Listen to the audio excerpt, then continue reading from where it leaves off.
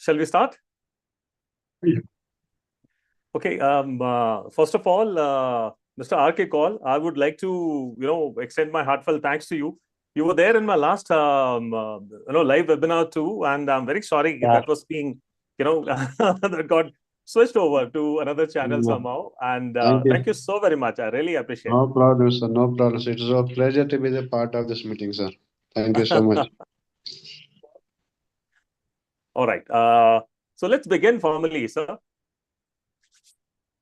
Good evening, everyone. A very Good. warm welcome to another edition of Lead from the Front, an initiative by Empowerment Architects, where we bring military leadership lessons into the boardroom, workplace, and everyday life. I'm Brigadier Tipsy Vadhava, and it's always a privilege to be joined by Brigadier Arun Pandey, my esteemed senior. Sir, welcome once again. Thank you very much, and it's a pleasure to be back here after our motorcycle expedition to Ladakh and Kargil. And I shall share my experiences about our homage to the Kargil fallen in our next episode. Please continue. Absolutely, sir. In fact, ladies and gentlemen, I would like to first apologize at the very outset that we had done, this pre-webinar discussion on this particular topic about 3 odd weeks back.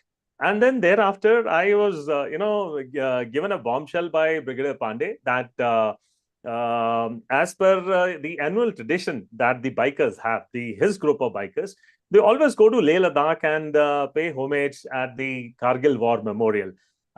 You would be aware that the Kargil Divas is just around the corner on the 26th. So the brigadier, along with his friends, was away for a good about 3 weeks. We missed him, but now we are back, and we would like to assure you that today onwards, we have started, working on this particular community with renewed vigor and renewed focus. So you're not going to miss us anymore. There'll be continued webinars and posts and discussions. And very soon, we're going to have live seminars as well. All right, so let's start from there. A few weeks ago, sir, we started a very interesting discussion. The question was quite simple. Why do people trust some leaders while merely complying with others? The response to that discussion was overwhelming. Many participants wrote back saying that leadership is often discussed, but trust is rarely explained in practical terms. So today, we are talking the conversation over one step further. Today's discussion isn't about why trust matters. It's about how leaders actually earn trust long before they actually need it. Because if there is one lesson the military teaches us, it's this. Trust doesn't build, during a crisis.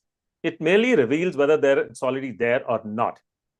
Sir, let me begin by asking you this. People often say that trust is tested during difficult times. But would it be fair to say that trust is actually built long before these difficult times actually arrive? Absolutely, because preparation is everything. And for teams, for military teams especially, training is preparing. And during this phase, trust is the cement that bonds teams together. So the preparation for fighting together, the preparation for surviving together, preparation for going out on a mission and executing the plans together starts. And this process starts the process of team cohesion, wherein trust is the most important binding factor. So you build trust much before you start getting into the mission mode. You build trust much before you start carrying out the actions that you are training for. Sir, that's a very, very, practical and important point, sir. Would you be able to share some examples from the long checkered career that you have had about shared hardships and daily disciplines and the confidence, which comes through preparation together, sir? Could you give us some real life examples about those? So while we were researching for our book on special forces, I had the opportunity of interacting with a large number of special forces officers who, by virtue of the task that they are trained for, carry out daring missions in very small teams. So I've had the opportunity of interacting with officers from the 10 Para SF, and while they were in the insurgency areas of Manipur and in Kashmir, the successes that they have laid out, or the successes that they have achieved was primarily based on having blind faith and implicit trust on the others, knowing fully well that if I am exposing myself, then my buddy is going to cover me. Or in case I get into a situation where I cannot extricate myself, I am very sure that somebody is going to make sure that I am not left behind. I am not at the mercy of the enemy without any support. So there have been cases in which one of the officers, who very famously at a later stage was conferred with the Paramveer Chakra Award, he went into the enemy camp disguised as a militant himself. And while he was doing so, he bonded himself with the terrorists. He stayed with them incognito. And during this entire process, there was a team which was shadowing him, which was keeping his movements into constant observation and making sure that in case he has to be got back and retrieved after a firefight, it will be done. So while he was exposing himself, he had implicit trust that the team which is supporting him will come to his rescue. Rest, he gives a signal in that way. The second issue is regarding what we call as buddy pairs in teams. There are two in a team, and both of them are shadows of each other. And one completely trusts the other. While you're sitting in an ambush, while one is keeping watch, the other will carry out and take a cat nap or sleep, even for 10 minutes, 15 minutes. But he has implicit faith that his buddy is there to look after him.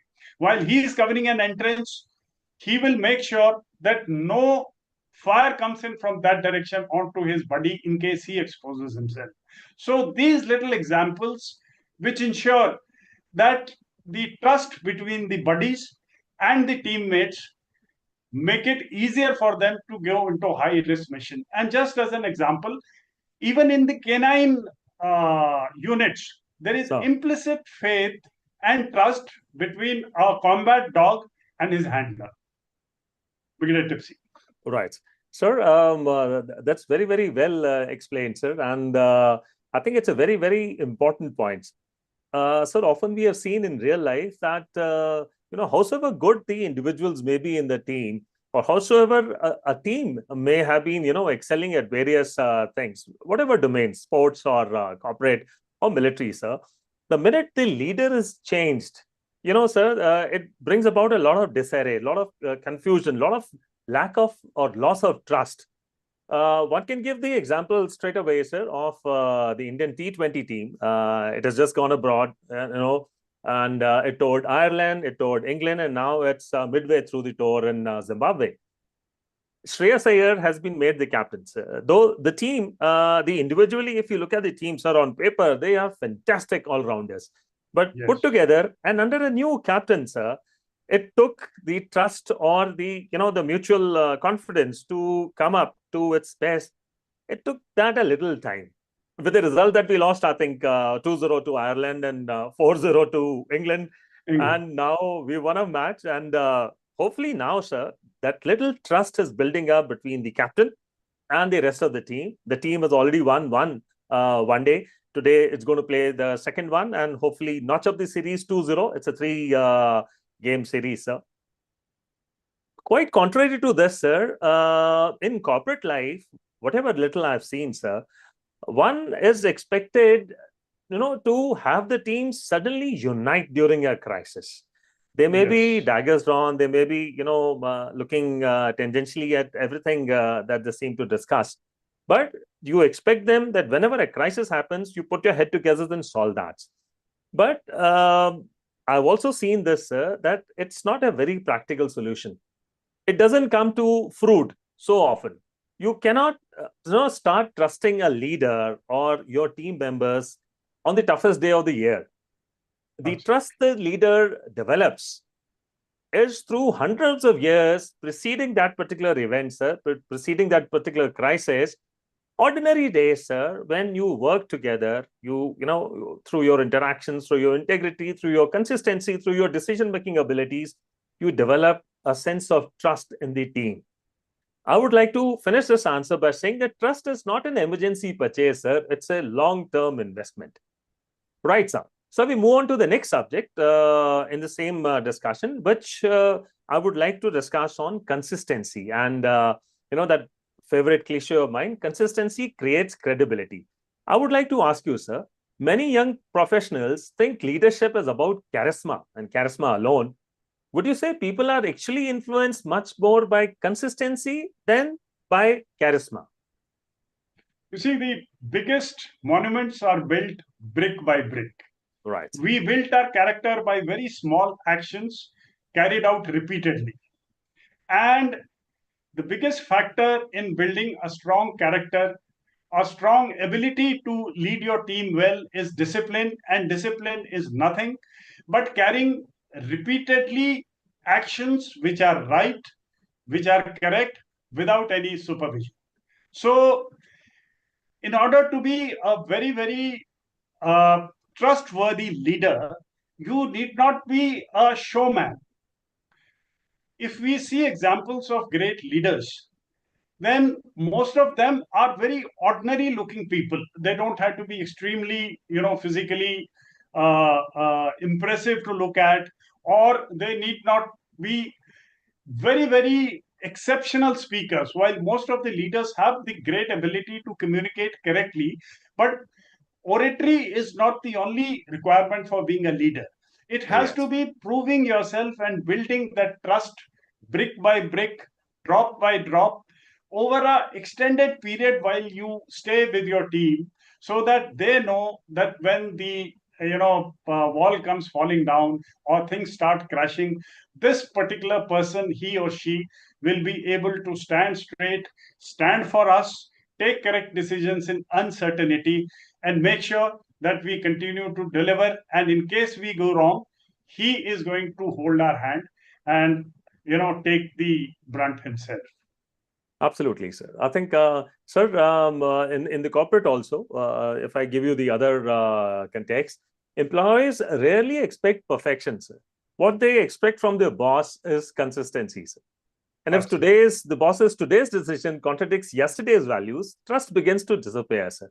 You say something today and you say entirely opposite tomorrow, or you go tangentially, on a decision that you had made a couple of days back, your team starts to lose that trust in you, sir.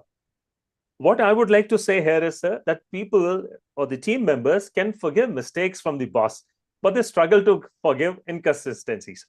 We now move on to the third aspect, sir, of today's discussion, which is my favorite, of course, communication, sir. And I would say that communication builds confidence. Sir, in your experience, how much of trust is actually created through communication? You see, while a leader has to lead by an example, but he has to make sure that his team is in know of the situation. You and I have trained, to be soldiers right from the beginning. And one can easily relate when they say that khabar dushman ki, khabar apne baare mein.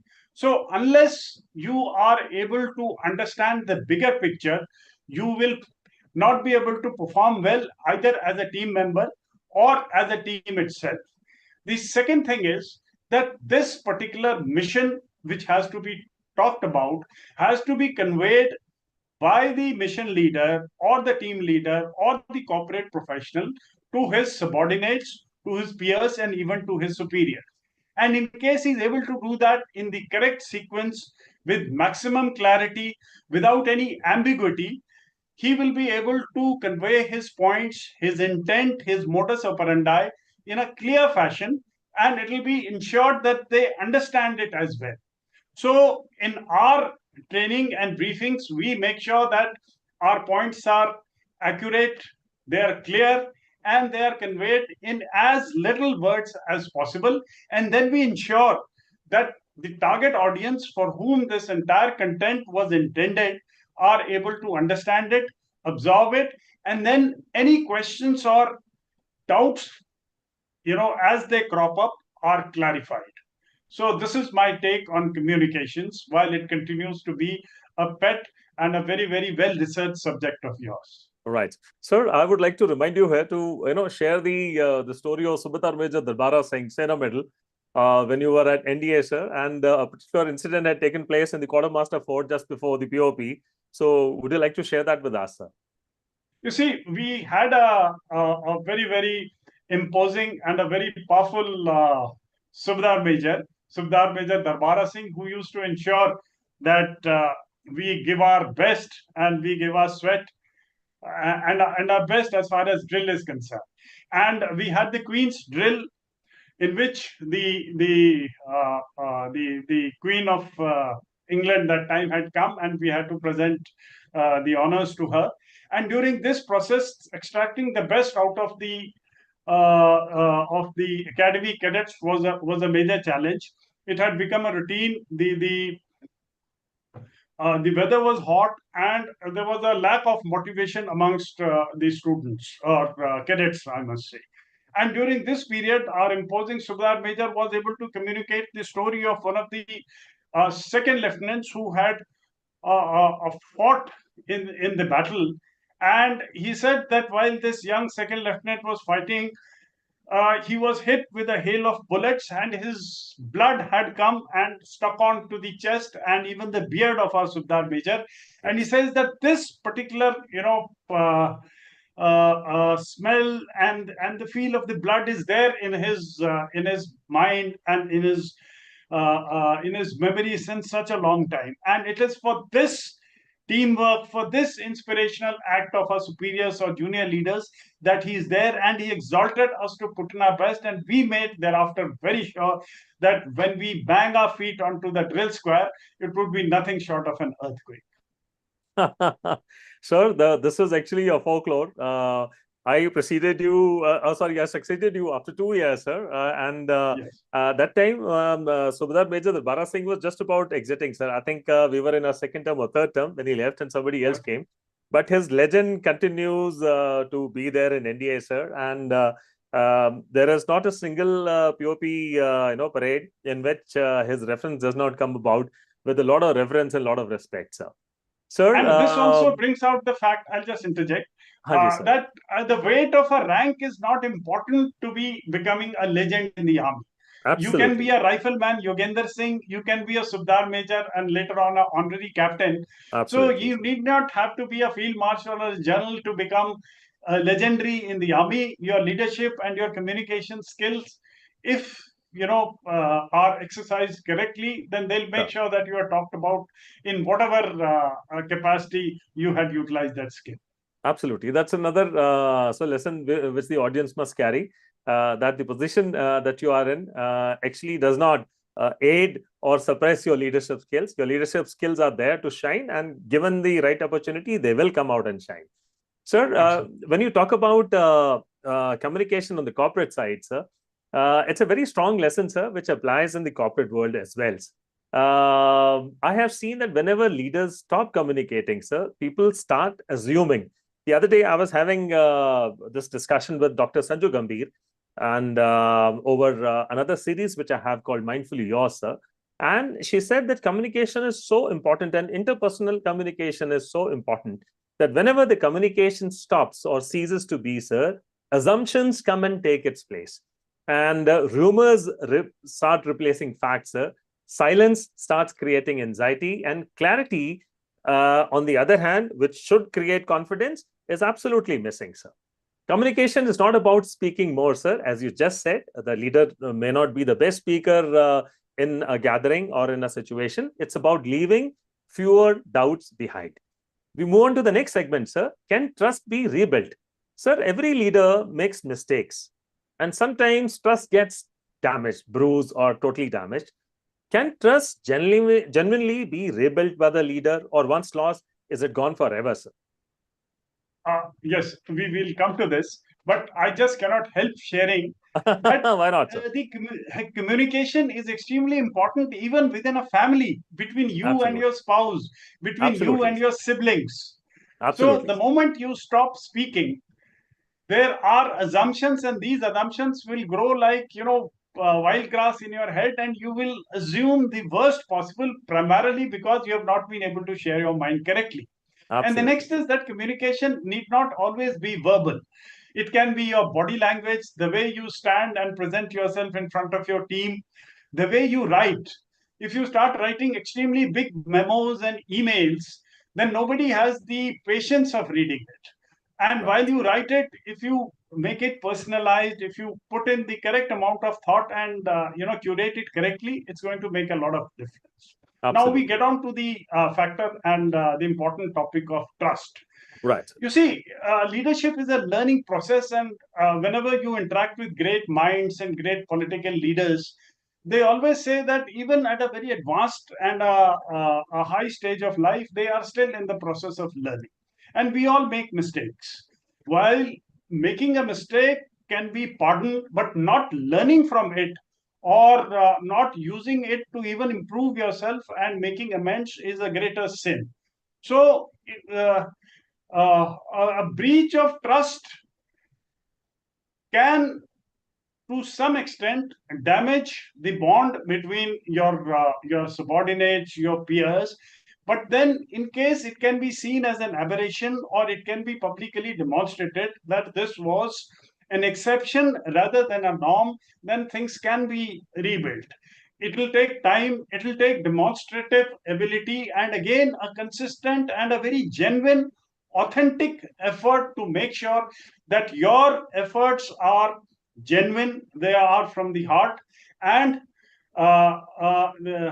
you are well meaning either for the organization or for your team. So, the key word here is to build consistency again. That is to make sure that once there has been a certain amount of aberration, you get back to the track and ensure that you mean and do what you publicly say and continue hitherto to remain consistent. The second would be authenticity, in the sense that people are able to see through any fake or misplaced promises. Your attitude, your conduct will betray any action that you take in order to sort of mislead your followers. So, in case with authenticity, with genuineness, and with true organizational loyalty, if you are able to carry on, then to a large extent you can rebuild trust, albeit with a lot of effort and with a lot of demonstrative actions that go that will rebuild this trust and cement it. Right. I think, sir, you hit the nail on the head. Two important facets, sir, of regaining trust. Firstly, establishing. I think it's also true for establishing trust, isn't it, sir? And it Absolutely. takes my mind back, sir, when we joined our Paltons as second lieutenants, and we were absolutely. It was the same situation, sir, where a team is, a well functioning team, which is well oiled and all that. It knows its task and it can do even without the leader.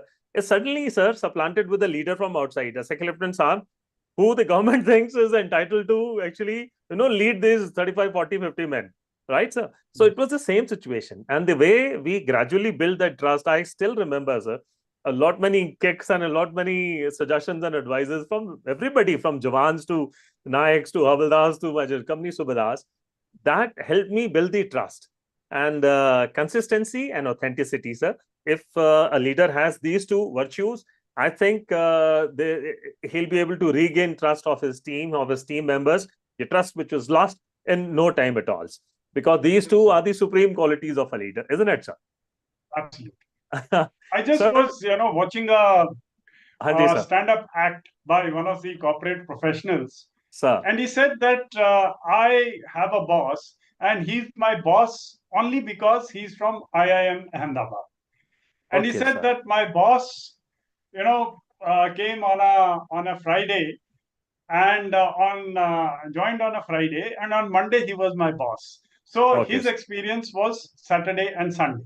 While he said it in jest, he also said that most of the time the boss spent his energies into finding a solution to a problem from out of the box, whereas the solution lay within the box. So what I want to drive is that the employees also understand that merely having a degree from a very prestigious MBA institution does not,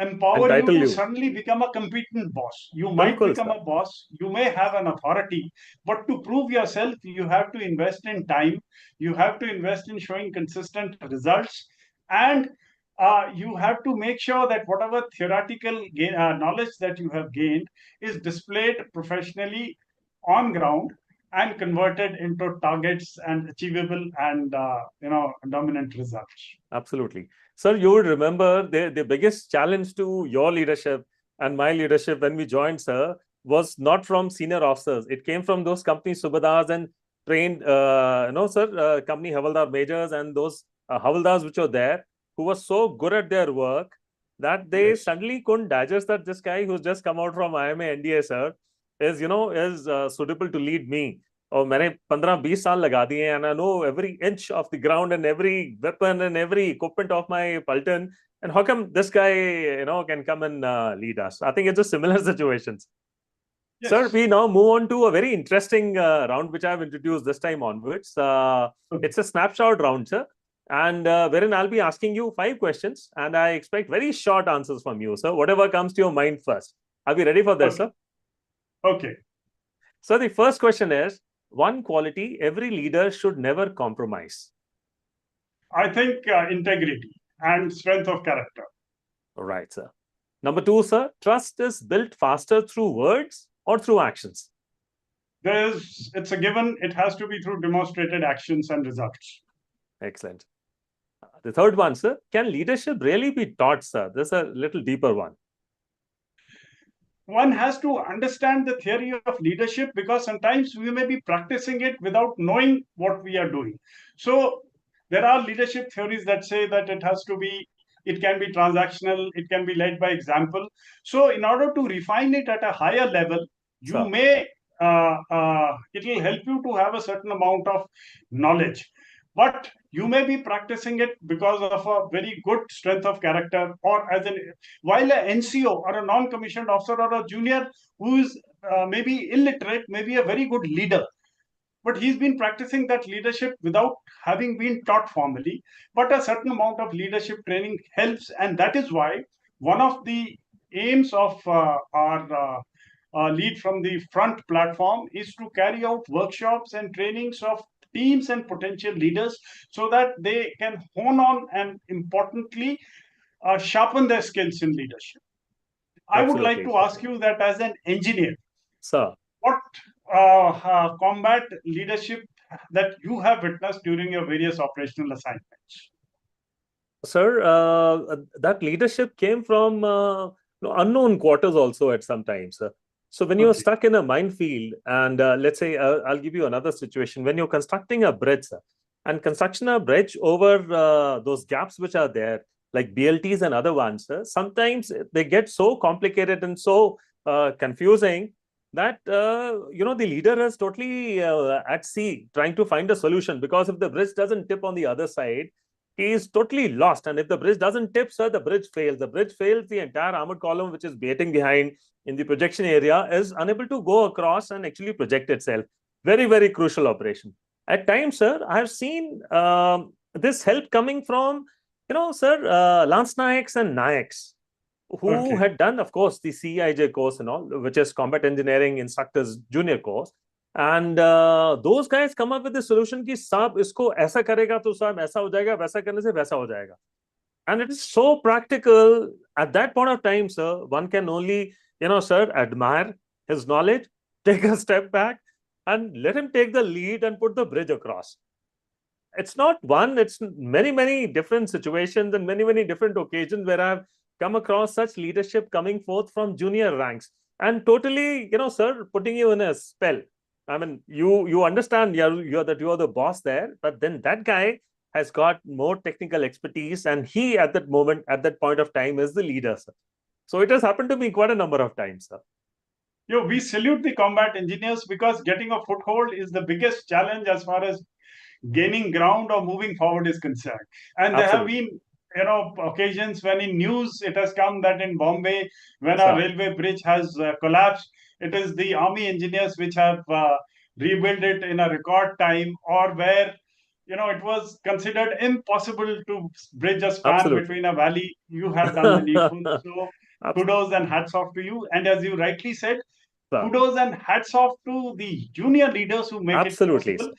Because near Kargil, there is this captain's mode where Right, sir. every convoy that goes salutes to the captain Saab who had made it possible to cut and make a track on that road. And Right. it was, in honor of the junior officer and his efforts that this salutation is carried out. Excellent. Sir, any amount of examples, I think, are not sufficient. And they come from equally from the infantry, from the mechanized, from every form of sir, the armed forces that we have. And these examples are there. These guys are there, sir, and they have it in them. And as you said earlier, sir, they do not wait for an occasion for somebody to tell them कि भाई भूप सिंह बताओ क्या करना है.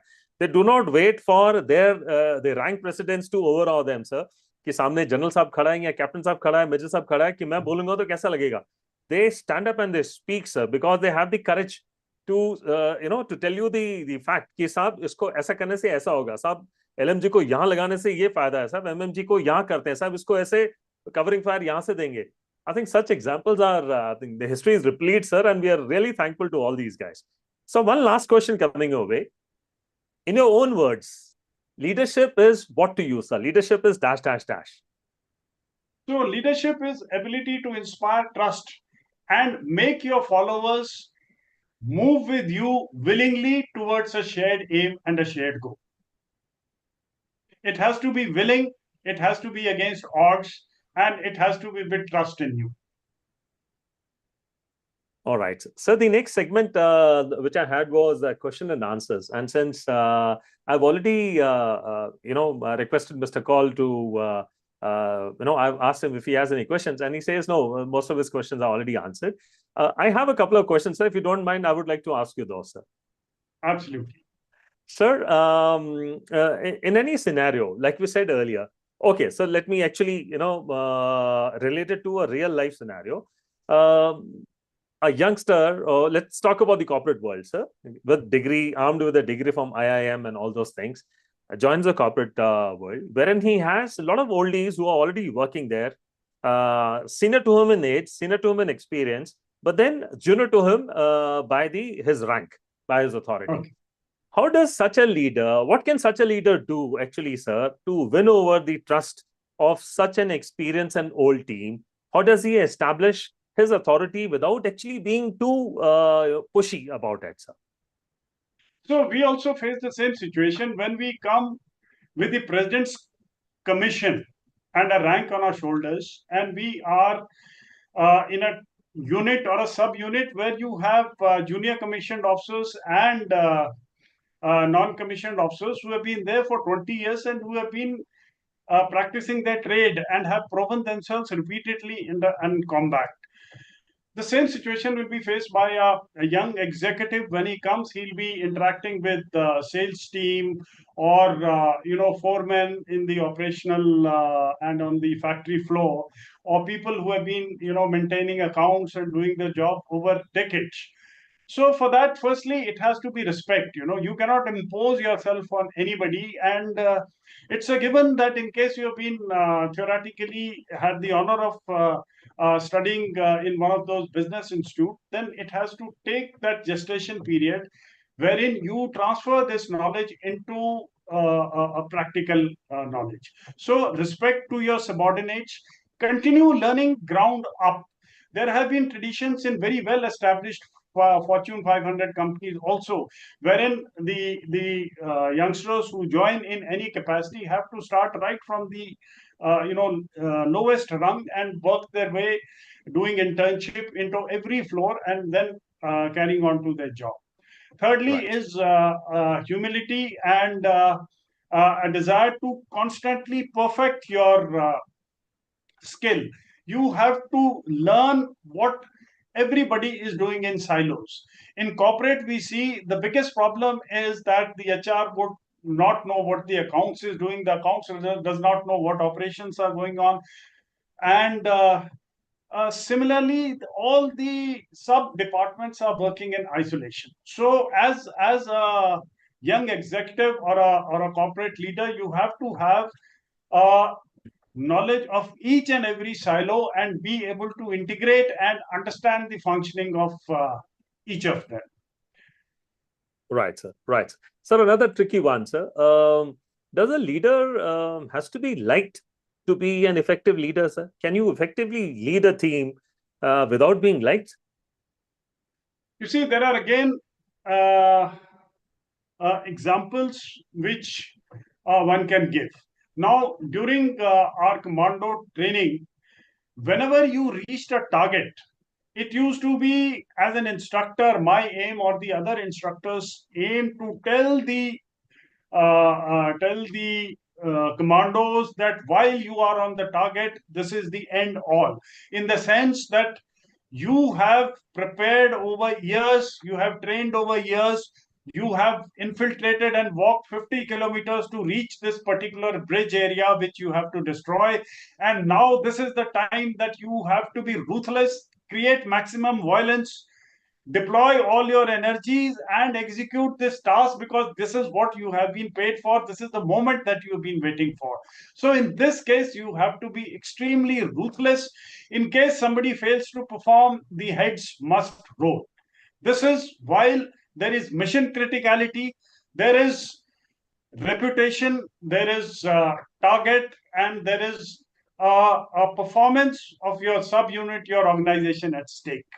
While this is going on, there are phases where you are preparing, where you are carrying out routine corporate business. During that phase, you have to, as we just discussed, continue to train as a team, build in trust amongst yourself, innovate, brainstorm, get to plan for the future, improve your skills. During this phase, a leader can afford to be more informal wherever it is required, without compromising on the hierarchy as such, and without being friendly in a way that he is seen to be weak, and also seen to be appeasing others and not calling spade a spade where it is required. I would also request your views on this thing. Is appeasement required, or do you have to be very stiff? What sort of a balance should one strike while dealing with your subordinates? Sir, leadership, as you would agree with me, is a very delicate subject, sir. I mean, it's like holding a golf club, sir. I mean, you hold it. No, golf club. Tiger Woods used to say that it's like holding a small little bird in your hands. I mean, you hold it too loose, sir, the bird will fly away rather. And if you hold it too tight, you will end up smothering and killing the bird. So leadership is a very, very delicate balance between being liked and being a hard taskmaster, sir. Sir, I would like to quote my first company commander, who eventually became my CO also, Brigadier SBS Ledda. He would always, tell, whenever we used to do such a thing of appeasement with the Thambis, my troops are Thambis, sir. So he would say, Tipsy, are you here to be a leader? Are you here to win elections? So he says, don't win elections. If you're a leader, you're not here to win elections. So keep your charm outside, keep your charisma outside, and be a leader. I'm a total hard task master, sir. My regiment knows me for that. तो थोड़ा बहुत मेरे में tact होता था उस time में, वो भी उन्होंने वॉश आउट कर दिया. I think it's a very delicate balance, sir. Being a leader, if he is a hard task master, sir, if his intentions are clear, if he is predictable, sir, if he is consistent, if his troops, if his command knows what does my leader stand for, sir, and he's going to protect us, against all adversities, and is not going to let any wrong decisions from the top authorities come and harm the unit or a particular platoon, then they are going to stand by you, sir. And through his, as you said, consistency, sir, the command or the team members will start liking him through that, sir. I think that kind of a liking is a very healthy liking, sir. Is a positive liking. If your command or your team members respect you, and from that respect, that liking comes, I think that's the best of both the worlds. So that is what a leader should aim for. In my distinct perspective, sir, a leader should not go all out to charm his team members or his command or his followers. He must be consistent. He must be predictable. He must be a man of integrity. He must walk the talk, as Brigadier Arun Pandey just said, and the likability will automatically follow. No, sir. And another, a few tips to young corporate people or a Yes. fresh MBA graduate that you'd like to give for Sir. him or her to improve their communication skills. Sir, I'm going to have a different section. So we will talk about communication skills. It's a very long kind of a varied kind of a subject, sir. But to start with, sir, I think we should start reading, sir, because a well-read man will have a good vocabulary to bank upon to speak and use while you are communicating your thoughts. Because when you're actually communicating, I speak to a lot of postmates, sir. My NDA postmates who have been erudite this thing, sir, all through, very good speakers and very good orators. And when they speak to me now, they say, Tipsy, tere jaisa to main bol hi nahi sakta hu on this thing. If I have given a prepared script, possibly I'll be able to rattle it out. But then coming online and on screen and live, I am not, made for that. So that has come slowly, sir. It has come through, the confidence which I have been given by my vocabulary and a little bit of exposure on stage and wherever else, sir. So you must have a very strong vocabulary. You must read up on varied subjects, so that whenever a conversation takes place, you are able to chip in with something and don't, stand there with a dumb face saying, sir, I don't know anything about this, because that's what makes communication that much easier. There are a lot of other tips, sir, and time permitting, sir, Brigadier Pandey, sir, we will have a proper session dedicated to communication only, wherein both of us will take on the military and the civil side of public speaking and how it actually affects leadership. And as we said earlier, good orators need not be good leaders, but good leaders are definitely good orators. Hai na, sir? Absolutely. And what, the lesson I've drawn from what you spoke just now is that you have to have a depth of knowledge and authenticity, and your communication will automatically become more convincing, and it will be taken very seriously. Absolutely, sir. And something, sir, which I can only share with you with a smile about how we conducted this session today. Yeah. It's all about what you said right now, sir. Sir, I'll come to the last question. We have about 16 odd minutes. Now let's reverse roles, sir. There is a leader who's very trustworthy, an exemplar, a role model, sir. But a few members of his team, they beg being trustworthy, sir. They are not trustworthy at all.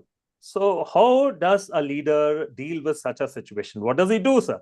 Does he exclude them from his team? If he wants to include them, then what does he do so that they become more trustworthy, more reliable, more dependable?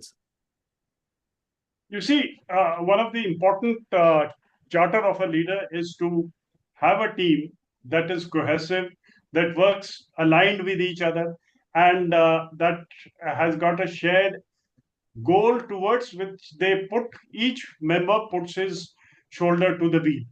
Now, as in any team, you have to intimately know your men or your, shall we say, women also, your team members. So a leader should understand each member like the back of his hand. As you rightly said, when you joined your regiment, you were faced with non-commissioned officers and junior leaders who were extremely good in their job. And if somebody is very good in his job, there is bound to be a sense of perceived arrogance that they have, because they know that they are better than us as far as this particular field is concerned.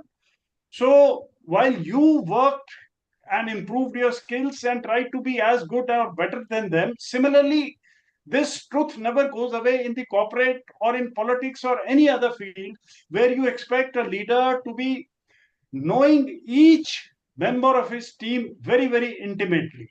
And while you understand each member, you will know his characteristics, whether he is sincere, does he put in the adequate amount of effort, is he trying to please you, does he backstab his subordinates. And thereafter, you have to draw a certain amount of red lines. If you feel that a person lacks in character, he is not making efforts enough to contribute to the goal of the team as a member, then you have the liberty of either downsizing him or removing him after giving a certain amount of chances or opportunities, as the case may be. Now, Right, as sir. far as, and then there are ways and means of appraisals, there are brainstormings, there are group talks, you have informal events, you have non-professional events where you go out, there are workshops. So while you do all this, you can always suggest whatever you feel are the deficiencies to the team collectively and to individuals as such. There are certain basic things to be kept in mind. You should never admonish a junior publicly. In case you have to tell somebody their deficiencies, then you also have to bring out the fact that they are good in whatever aspect they are, and there is always a room for improvement. Uh, you should not overload workhorses. Another Right. tendency that I've seen is that Yes. leaders try to burden their trusted subordinates to the extent that he is either feels that he is indispensable or he is overtasked, and this creates an impression amongst the team that you are not fair and you have favorites. As far as certain tools are concerned, we would also be contributing towards this. So we have Absolutely. plans of having a certain amount of workshops, certain amount of boot camps, wherein a leader and his team would be subjected to a series of offline exercises, and this will help us to bring out the optimal way that either the team or the leader can improve themselves. This Absolutely, was sir. my two bits on team building. Your Sir, thoughts, Tipsy?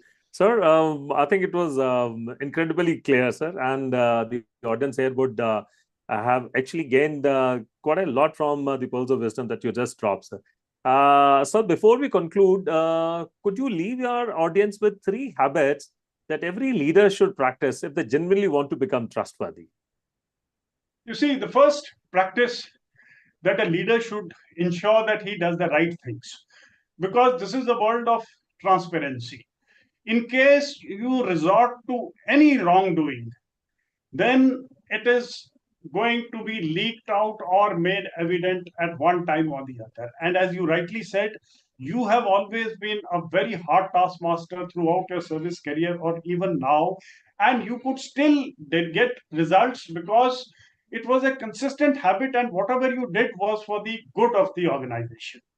The second habit that I want a leader to always, or I would recommend a leader to always inculcate, is fairness. You have to be extremely fair and judicious as far as your organization or your team is concerned. There should be no favorites. There should be no inconsistency as far as handling different people is concerned. Everybody has to have the same yardsticks. And third is that you have to have an organizational aim and a purpose, and whatever you do should be for the organizations. Again, I get tempted to bring in military examples. In the mountains and high altitude areas, you have a lot of surplus rations. While that's a very lucrative item, because there are people who would buy this ration and there'll be cash with you. But there have been company commanders who have sold this ration and used it while it was surplus, or exchanged it, bartered it for resources which they have used for their company. So the aim in any activity, that whatever we do has to be there for the good of the organization. Absolutely. Sir, and if I may add 3 of my own from my own experience, I think the first Yes. one would be to be consistent, sir. You've also been harping on this point all through this talk today, sir. Second one, Yes. of course, is to communicate honestly, sir. And third is to take ownership before taking credits. Sir, with this, we come to a very exciting and a new segment of the webinar that I've introduced from today, sir, and I had apprised you earlier, which is called the Commander's Minute. So we now come to what is becoming one of my favorite parts of these conversations, the Commander's Minute. In just 1 minute, what final thought would you like everyone watching today to carry with them, sir? You see, we all are leaders in our own right, even if we are a CEO or we are, the lowest rung, building the organization right from the bottom. But leadership starts from leading yourself. You can lead yourself and be a leader, and hence do what is right, carry out your actions with integrity, and then practice your leadership by moving up, lead your family, lead your team, make and try to pull up your partner, your somebody who's working alongside, and create another leader. And thirdly, practice being a follower also, very importantly, because unless you contribute in being a good follower or a good member of the team, your leader will not be supported and your team will not become cohesive. Excellent, Your thoughts sir. on this, tips? So On the thank you same so very aspect, much. and your take on what we have so very interestingly and so very candidly discussed with each other. Sir, actually, the commander's minute is meant for you, sir, my senior commander. But We both are commanders in our own rights, and as I said, that all of us are, commanders. And what are your, I would like to pick your mind on that. Right. Sir, in my opinion, sir, trust is never demanded. And it is quietly earned through your actions, your integrity, and your consistency, sir. Your displayed behavior, as Brigadier Pandey said. People may initially follow your designation, as they always do, but they continue following you only when they trust your character. Build that trust every single day, every small occasion, every small event. Because when the real test arrives, your people won't decide whether to trust you. They will simply reveal whether they already trust you or not. Sir, thank you so very much. As always, your insights remind us that leadership is far less about authority and far more about character. To everyone who has joined us today, Mr. Call, especially who is there live with us, thank you very much for being part of another Lead from the Front leadership conversation. Thank you so much, sir. If today's discussion resonated with you, do share it with your colleagues, your teams, and anyone who believes that leadership is a responsibility and not just a position, not entitlement. Sure, Until sir. our next conversation, remember, lead with character, communicate with clarity, build trust before you need it. Sir, would you like to say something before we close, sir? Thank you so very much. And thank you, RK Call. It's been a great pleasure to have you with this. We are building this platform brick by brick. And may we assure each of our community members that we shall be carrying out this interaction of ours into future with greater conviction, adding more and more authentic, original, and very, very powerful content over the periods. And I'm sure together with you, we will continue to grow and work on leadership in all aspects of our lives. So thank you so very much, Tipsy. Yeah. Thank and you. I look Thank you so forward much, to sir. our next episode, which is about the Kargil special, and a little curtain raiser on this from Tipsy before we sign off. Right. Sure, sir. Thank you so much. Ladies and gentlemen, as you already know, 26th, that is tomorrow, is the Kargil Divas, and the war that India won so aggressively way back in 1999. And to commemorate this special occasion, we're going to have a Kargil Divas special, which will come our way in the form of lessons learned, leadership under fire from the Kargil war. And the main episode will be aired on next Wednesday. The carousel will come out tomorrow evening. And I will, of course, be, jogging down the memory lane with Brigadier Arun Pandey. Don't miss this one. And of course, we will follow it up with the live loads and, everything else about the static posts and carousels and all on our community posts. For tonight, stay safe and keep leading from the front. Thank you very much for joining us.